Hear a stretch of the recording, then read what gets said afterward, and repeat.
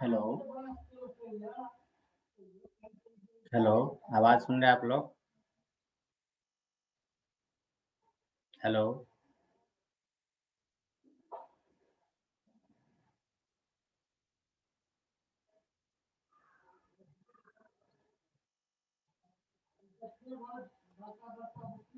ये असाइनमेंट देखिए आप लोग। ये जो असाइनमेंट है, अमन कुमार शर्मा, ये असाइनमेंट कैसे दिए हुआ है? Copy paste.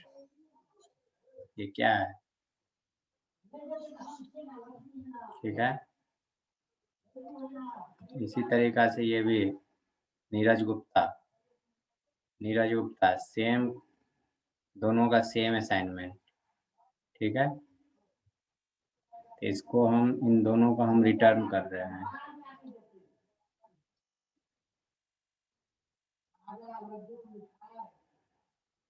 ठीक है।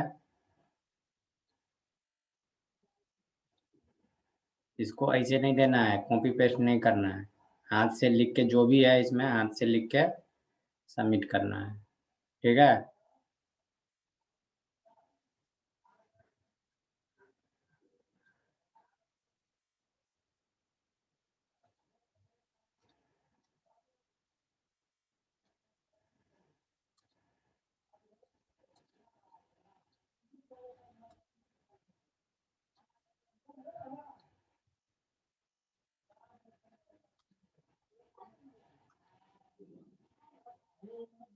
चलिए आज शुरू करते हैं हेवेल्स हैकमी थ्योरम। ठीक है। हेवेल्स हैकमी थ्योरम।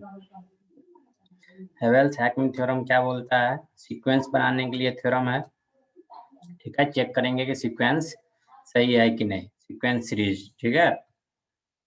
हेवेल्स हैकमी थ्योरम क्या बोलता है? जैसे कि एक डायग्राम है मेरे पास।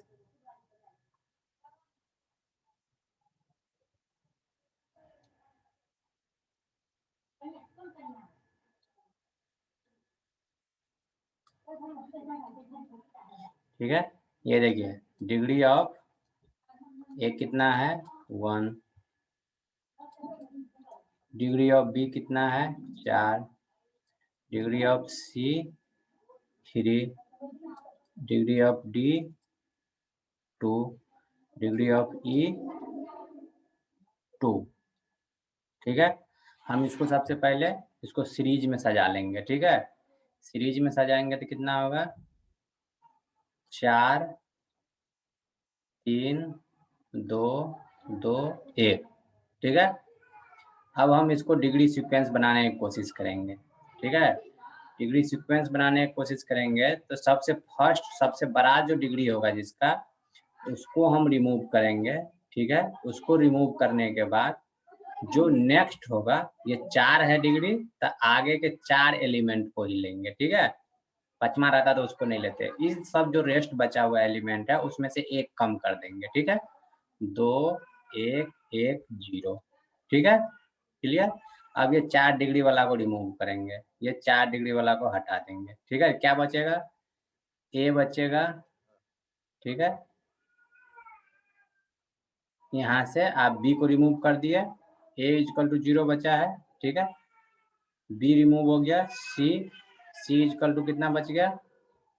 2 घटा दिए। सी डी इजकल टू कितना बच गया? 1। ई इजकल टू कितना बच गया? 2। इस तरह का हमको ग्राफ मिला, ये पॉइंट बच गया। ठीक है। अब किसको रिमूव करेंगे? जब तक सारा अगर 0 हो गया इसका मतलब वो डिग्री सीरीज बन गया, सीक्वेंस सीरीज बन गया। अब इस 2 को रिमूव करेंगे तो ये आगे वाला 2 ही लेंगे, 2 एलिमेंट। ठीक है। तो इसमें से 2, एक में से एक गया 0 0 और ये 0 था। तो ये जब सारे के सारे एलिमेंट 0 हो जाए तो इसका मतलब ये डिग्री सीक्वेंस बनेगा। ठीक है। डिग्री सीक्वेंस बनेगा। अब इसमें से इसको हम घटाएंगे, किसको घटा दिए? 2 वाले को, 2 वाले को घटा दिए, इस 2 वाले को घटा दिए। ठीक है।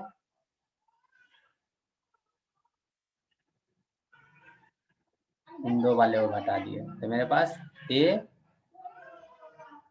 क्या क्या बचा? 2 वाले को घटाएंगे, 1 2 वाले को घटाएंगे ना, 1 2 वाले को, सी वाले को हटाएंगे, तब तो लास्ट में ई वाले को घटाएंगे ना। अगर दोनों को हम हटाते हैं तो मेरे पास बचता है ये और ये, ए और डी। ठीक है, ये ग्राफ से अभी इसमें हमको कोई लेना देना नहीं था, हमको सिर्फ ये चेक करना था लास्ट में 0 0 होता है कि नहीं। अगर लास्ट में 0 0 हो जाता है तो इसका मतलब ये मेरा डिग्री सीक्वेंस बन गया। ठीक है, चलिए नेक्स्ट एग्जांपल देखते हैं। नेक्स्ट एग्जांपल देखिए, ये है आपके पास 7 6 5 4 4 3 2 1। ठीक है, इसको डिग्री सीक्वेंस चेक करना है, डिग्री सीक्वेंस है कि नहीं। ट्रिक तो पहले पता ही है कि ऑड नंबर काउंट करेंगे, 1 2 3 4, कितना है 4 है, ये सही है, इवन है। इसको टोटल को जोड़ेंगे तो 32 है, ये भी सही है। अब ये डिग्री सीक्वेंस है कि नहीं, इसको हम अप्लाई करेंगे डिग्री सीक्वेंस पे। ठीक है, तो डिग्री सीक्वेंस के लिए क्या बोले कि यहाँ पहले सबको लिख देंगे, फर्स्ट एलिमेंट को रिमूव करेंगे और आगे के 7 एलिमेंट में से, आगे 7 एलिमेंट होगा, 1 2 3 4 5 6 7 है, तो 7 एलिमेंट में से 1 1 माइनस करेंगे, 5 4 3 इस तरह से लिख दिए।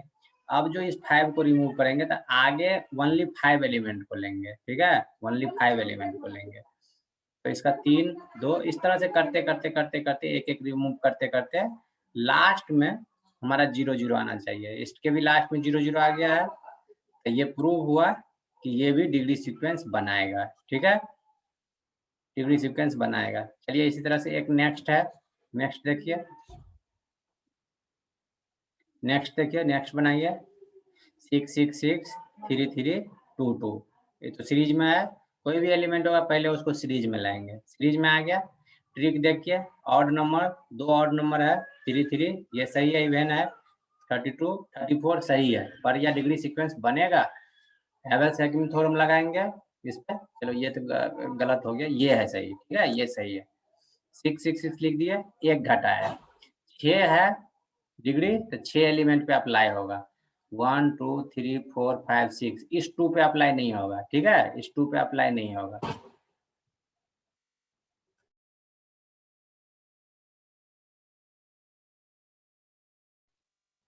ठीक है, ये लास्ट वाला पे अप्लाई नहीं होगा, तो इसमें से एक एक घटा दिए, 5 5 5 2 2 1। ठीक है, ये हो गया।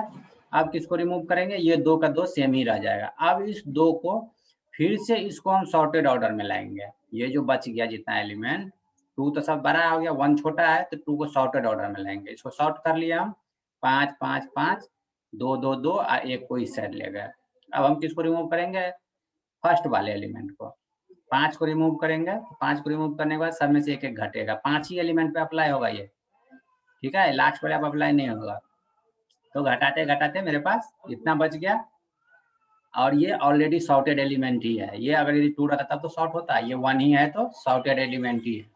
अब इस 4 को रिमूव करने के लिए एक घटाएंगे, तो सब देखो 3 0 0 1 मीन्स 4 है तो 4 ही एलिमेंट पे, 1 पे अप्लाई नहीं होगा, ये ध्यान रखना, लास्ट वाला पे अप्लाई नहीं हो रहा है।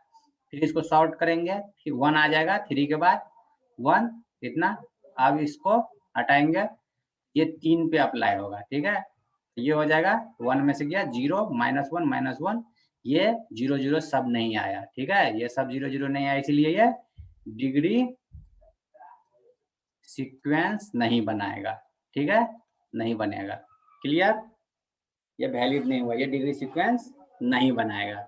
समझ में आ गया, ये समझ में आया सबको? Yes sir.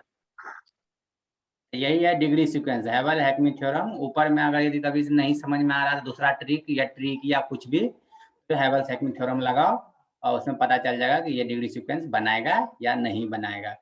ये लास्ट वाला एग्जांपल सबसे अच्छा था, मीन्स इसमें सब चीज क्लियर हो रहा है, कहाँ कैसे अप्लाई करना है। क्लियर, तो ऐसा नहीं बोलिएगा कि सर ऊपर में तो ऐसा कुछ अप्लाई नहीं हुआ था, ऊपर में इस कंडीशन में आए ही नहीं थे हम लोग। चलिए नीचे में कुछ क्वेश्चन है। ठीक है, ये कुछ क्वेश्चन है, 10 क्वेश्चन, जल्दी जल्दी कॉपी पे बनाइए, अब बताइए कौन बनेगा कौन नहीं बनेगा।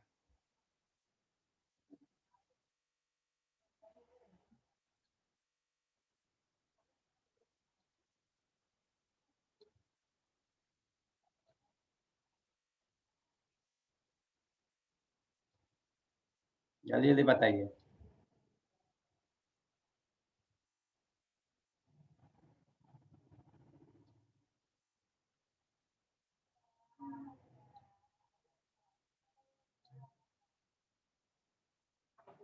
सबको पता चल गया? किसी को नहीं पता चला है तो बोलिए, रिपीट करेंगे फिर से।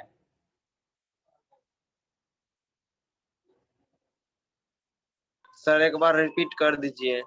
चलिए एक क्वेश्चन रिपीट करते हैं, ठीक है? ये जो एग्जाम्पल है इसको एग्जाम्पल को रिपीट करते हैं। जो भी एग्जाम्पल इसमें से कोई है कि नहीं?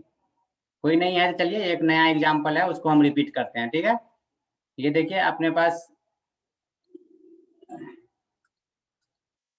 पास ये एक सेट है, ठीक है, जो सबका डिग्री है।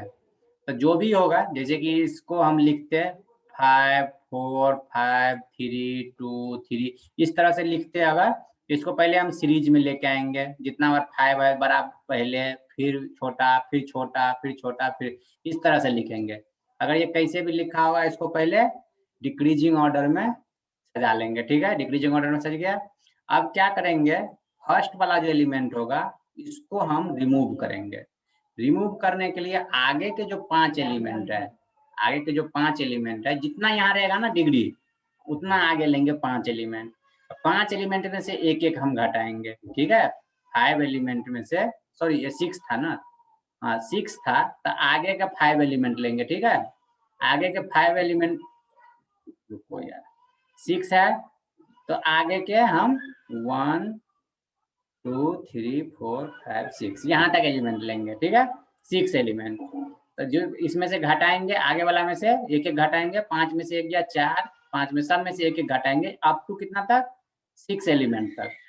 अब जो ये मेरा एलिमेंट बचा, ये जो एलिमेंट बचा, इसको फिर से हम सॉर्ट करेंगे, ठीक है? सॉर्ट करेंगे तो ये 1 इधर आ जाएगा और ये 2 इधर आ जाएगा।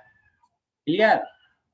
जब ये सॉर्ट हो गया, देखिए सॉर्ट होके इस तरह से मेरा बनेगा, इस तरह से बनेगा। अब फिर क्या करेंगे, फर्स्ट वाले एलिमेंट को हम रिमूव करेंगे। फर्स्ट वाले एलिमेंट को रिमूव करेंगे, कितना तक हम जाएंगे, 4 ही तक, 4 एलिमेंट तक जाएंगे, क्योंकि यहाँ 4 था। 4 में से हम एक एक घटाएंगे तो इस तरह से आएगा। फिर इस सारे को हम सॉर्ट करेंगे, तो इस सारे को सॉर्ट किए तो इस तरह से आ गया सॉर्टिंग एलिमेंट। फिर फर्स्ट वाले को रिमूव करेंगे, फर्स्ट में क्या है 3 है, 3 को रिमूव करेंगे, 3 एलिमेंट पे अप्लाई होगा, ठीक है? 3 एलिमेंट पे अप्लाई करेंगे तो 2 में 2 गया 1 1 1 1 सब हो जाएगा, इसको सॉर्ट करने की जरूरत नहीं है। फिर ये फर्स्ट वाले को रिमूव करेंगे, एक को, तो एक पे अप्लाई होगा, ठीक है? एक पे अप्लाई हुआ तो ये क्या हो जाएगा 0 और सब बच जाएगा 1 1 1 1, सब बच गया 1 1, ठीक है? फिर इसको हम सॉर्ट करेंगे, इसको सॉर्ट करेंगे तो फिर क्या हो जाएगा 1 1 1 1 0, ठीक है? फिर इस 1 को रिमूव करेंगे, इस 1 को रिमूव करेंगे तो क्या करेंगे 1 पे अप्लाई होगा, फिर ये 0 1 1 0 हो गया। इस तरह से लास्ट में चलते चलते मेरा सब का सब 0 हो जाएगा। अगर सब 0 हो गया तो ये मेरा जो सीक्वेंस था ये वैलिड है, ये डिग्री सीक्वेंस बनाएगा, ठीक है? यही था इसका प्रोसेस। अब इस सारे को प्रोसेस को बनाइए, कौन बनाएगा कौन नहीं बनाएगा।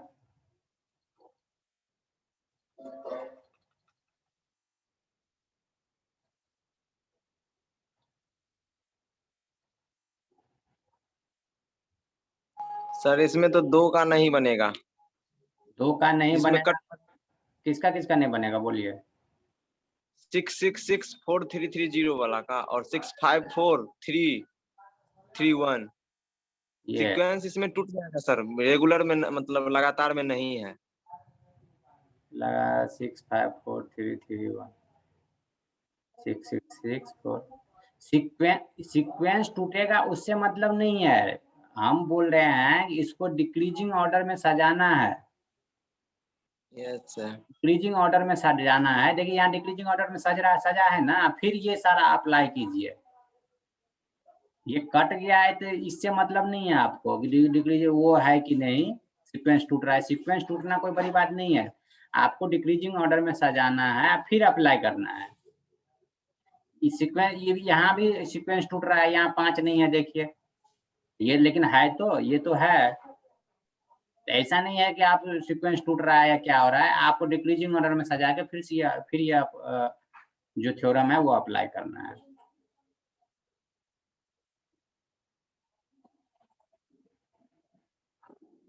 जल्दी जल्दी देखिए, अगर यदि कोई प्रॉब्लम है तो पूछिए, नहीं तो मैसेज कीजिए जिसको कोई प्रॉब्लम है।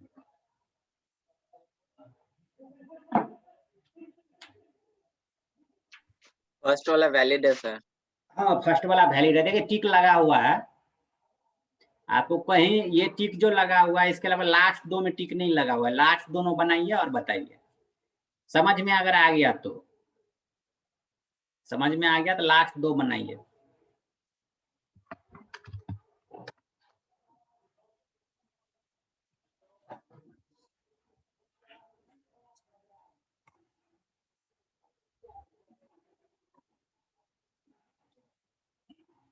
आप लोग को असाइनमेंट कैसे देना है समझ में आए ना। फिर ये कॉपी पेस्ट करने वाला कौन था, सीधा कॉपी पेस्ट करके दे दिया है, दिखाए आप लोग को, वैसे नहीं देना है, पेज में लिख के देना है।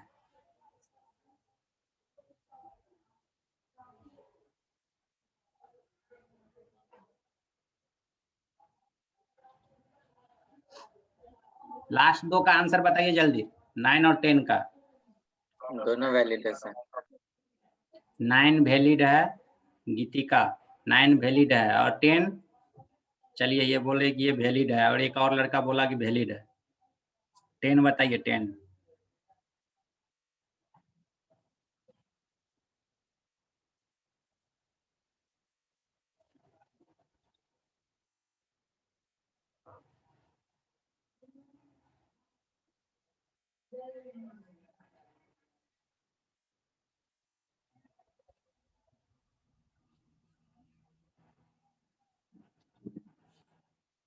टेन भी वैलिड है।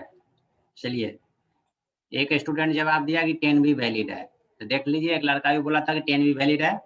चलिए इससे ये पता चलता है कि ये 9 और 10 वैलिड है। चलिए अगला चलते हैं आगे के टॉपिक पे। वैलिड है सर 10 भी, ओके। चलिए 10 नंबर क्वेश्चन नंबर ये देखिए, ठीक है सर, देख लिए हम सबका, ठीक है। अतुल बोल रहा है वैलिड है, गुलाठी गौतम बोला वैलिड है, ठीक है ठीक है, वैलिड है, ठीक है। ये क्वेश्चन देखिए, what is the number of simple graph, simple graph का नंबर पूछ रहा है, पॉसिबल विथ n वर्टिसेज, अगर यदि उसके पास किसी के पास n वर्टिसेज हो तो नंबर ऑफ सिंपल ग्राफ कितना बन सकता है। नंबर ऑफ सिंपल ग्राफ, ये सिंपल ग्राफ हो गया, ठीक है। तो सिंपल ग्राफ अगर हमारे पास n वर्टिसेज हो, n वर्टिस किसको बोलते हैं, इसको वर्टेक्स बोलते हैं, ठीक है। n वर्टेक्स हो तो सिंपल ग्राफ कितना पॉसिबल है। जो सिंपल ग्राफ बोलता है कि सेल्फ लूप नहीं होना चाहिए, पैरेलल एज नहीं होना चाहिए, क्लियर। ये सिंपल ग्राफ का ये डिफरेंस है, सेल्फ लूप ना हो, पैरेलल एज ना हो, ठीक है। तो उससे n वर्टिसेज अगर मेरे पास है तो उससे कितना सारा सिंपल ग्राफ बन सकता है, ठीक है। देखिए कोई ग्राफ इस तरह से ग्राफ को दिखाते हैं, वर्टेक्स और एज, लेट्स मान लेते हैं कि वर्टेक्स 4 है। अगर यदि पहले 4 वर्टेक्स पे निकाल के देखते हैं, मान लेते हैं कि A B C D 4 vertex है, ठीक है। और कंसीडर एज, अगर यदि मानते हैं कि एज नहीं है, अगर एक भी एज नहीं है, ठीक है, तो फॉर्मूला क्या था, ये फॉर्मूला पहले से पढ़ते आ रहे हैं, edge is equal to n into n minus 1 divided by 2। तो अगर यदि हमारे पास कितना वर्टेक्स 4 है, एन इक्वल टू वर्टेक्स लिखते थे 4, तो एज 6 निकलता। अगर यदि हमारे पास वर्टेक्स 4 हो, वर्टेक्स 4 हो तो कितना एज से सिंपल ग्राफ बनता था, 1 2 3 4 5 6, 6 एज से सिंपल ग्राफ बनता था। इसी तरीका से अगर यदि हम इस पे कोई ऐसा फार्मूला लगा दे, कोई ऐसा फार्मूला लग सकता है क्या कि इसको निकालने के लिए, यस फार्मूला लग सकता है, कॉम्बिनेशन एनसीआर, एनसीआर का अगर फार्मूला हम अप्लाई करेंगे तो ये मेरा निकल के आ जाएगा, ठीक है। एनसीआर का फार्मूला अप्लाई कीजिए तो अपना ये सिंपल ग्राफ कितना बन पाएगा, ये निकल के आ जाएगा। एज वेरी फ्रॉम 0 to 6, अगर यदि एज को हम 0 से 6 तक हम वेरी करवाएंगे, ठीक। Put e equal to 0, put e equal to 0, 6 तो फिक्स कर दिए, 0 1 2 3 4 निकल के आया 2 के पावर 6, मीन्स ये बोल रहा है कि इतना 2 के पावर 6 सिंपल ग्राफ हम बना सकते हैं, ठीक है। मैक्सिमम नंबर ऑफ एज क्या होगा, 2 टू द पावर, जितना एज 6 निकल के आया, तो edge maximum number of edge, maximum number of edge कितना हो सकता है, अगर वर्टेक्स 4 हम लेंगे तो मैक्सिमम नंबर ऑफ एज कितना हो सकता है, यहाँ पे आप वर्टेक्स जितना लीजिएगा वर्टेक्स उतना ही इस पे पुट कर दीजिए, तो उतना मैक्सिमम नंबर ऑफ एज आप लगा सकते हैं वर्टेक्स 4 के ग्राफ पे। अगर वर्टेक्स 2 ही रखेंगे तो 2 2 - 1 1 2/2 1। अगर 2 वर्टेक्स है तो हम मैक्सिमम एज 2 लगा सकते हैं, इसमें मैक्सिमम एज 2 लगा सकते हैं। ठीक है, ये सिंपल ग्राफ का डिफिनेशन है, ये सिंपल ग्राफ का डिफिनेशन है, सिंपल ग्राफ कैसे निकलता है। चलिए next question, what is the number of simple graph. इसमें भी सिंपल ग्राफ पूछ रहा है, possible with n vertices and e edge. अगर n वर्टिसेज और e एज हो तो सिंपल ग्राफ हम कितना बना सकते हैं, what is the number of simple graph. ठीक है, तो हम वर्टेक्स मान लिए n, e मान लिए 0 मिनिमम और e मान लिए n n to n - 1 अभी जो निकाले हैं वो मैक्सिमम एज के लिए, ये मिनिमम और ये मैक्सिमम। तो टोटल एज कितना हो जाएगा, एनसीआर फार्मूला लगाएंगे, ओनली सेलेक्टेड एज मींस कितना एज पर हम अप्लाई कर रहे हैं, टोटल एज। टोटल एज, ये टोटल एज क्या है, मैक्सिमम एज। मैक्सिमम एज को हम टोटल एज मानेंगे। देखिए तो एनसीआर में हम एन को मानेंगे टोटल एज, इसको मानेंगे ओनली सेलेक्टेड एज। ठीक है, तो ये फॉर्मूला आप देखिए यहाँ एनसीआर में किसको क्या हम मान रहे हैं, टोटल एज और ये सेलेक्टेड एज। ठीक है, अगर वर्टेक्स 4 और एज 3 के लिए हम निकाले, अगर वर्टेक्स 4 और एज 3 के लिए हम निकाले तो यहाँ पे क्या हो जाएगा वर्टेक्स 4 और एज 3 के लिए निकाल रहे हैं तो हमारा 20 सिंपल ग्राफ बन सकता है।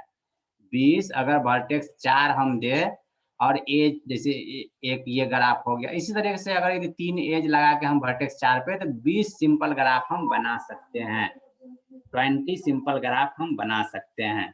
क्लियर। अब चलिए आगे एक टॉपिक शुरू करते हैं, रेगुलर ग्राफ क्या होता है।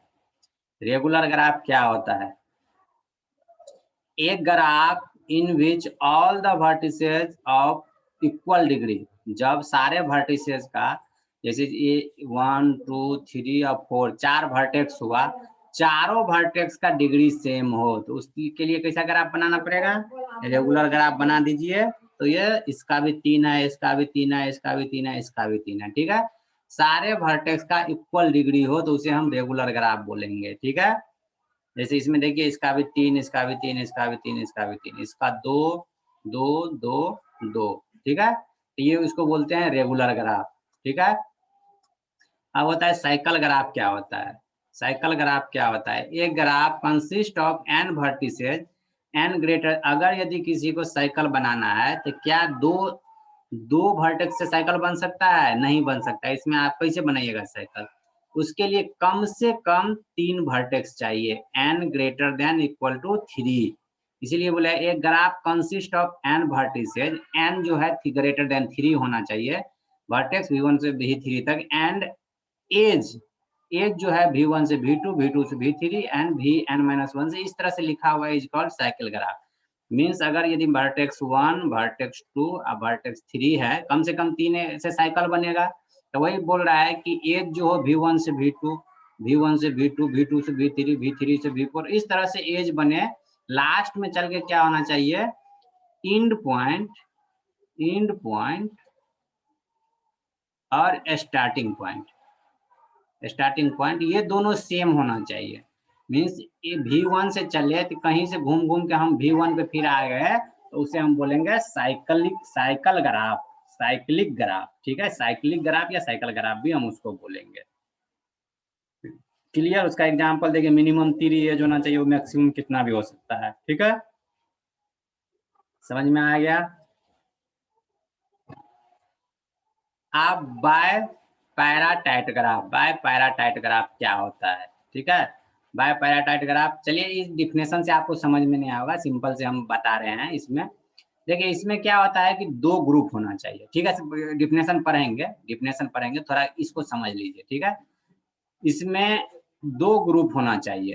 2 ग्रुप कहने का मतलब कि A B C D E F। ठीक है, ये मेरा एक ग्रुप हो गया, एक ग्रुप ये हो गया। ठीक है, तो इसको इससे कनेक्शन होना चाहिए, इस तरह से कनेक्शन होना चाहिए। ठीक है, ऐसे ऐसे इस तरह से कनेक्शन होना चाहिए, ऐसा कनेक्शन नहीं चलेगा, ठीक है। एडजेसेंट एज पे कनेक्शन नहीं चलेगा।